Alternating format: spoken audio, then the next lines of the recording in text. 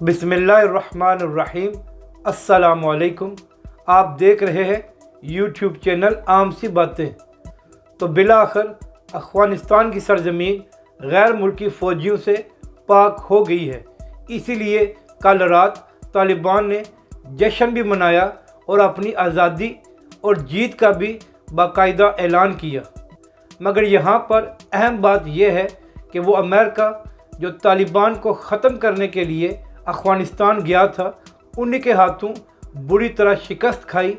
फिर उन्हीं तालिबान के साथ मुज़ाकरात किए, तमाम शराइत मानी और बिलाखिर जब अफ़गानिस्तान से इनखला का वक्त आया तो तालिबान ने काबुल एयरपोर्ट पर सिक्योरिटी भी दी ताकि अमेरिकन शिकस्त खाने के बाद आराम से भाग सकें।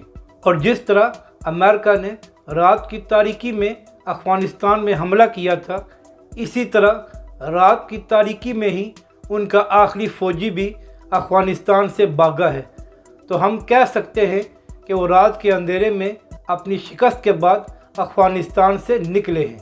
तालिबान के तर्जुमान ज़बीहुल्लाह मुजाहिद ने चीनी मीडिया से बातचीत करते हुए बताया है कि उनके सुप्रीम लीडर मुल्ला हैबतुल्लाह कभी भी अफ़गानिस्तान से बाहर नहीं रहे, बल्कि वो इस तमाम अरसे में अफ़गानिस्तान के मुख्तलिफ़ सूबों में रूपोश रहे हैं और इस वक्त वो कंदहार में मौजूद है और बहुत जल्द मंजर आम पर आ जाएंगे। और ज़बीहुल्लाह मुजाहिद ने अमेरिका की मज़म्मत भी की जो उन्होंने ड्रोन हमला किया।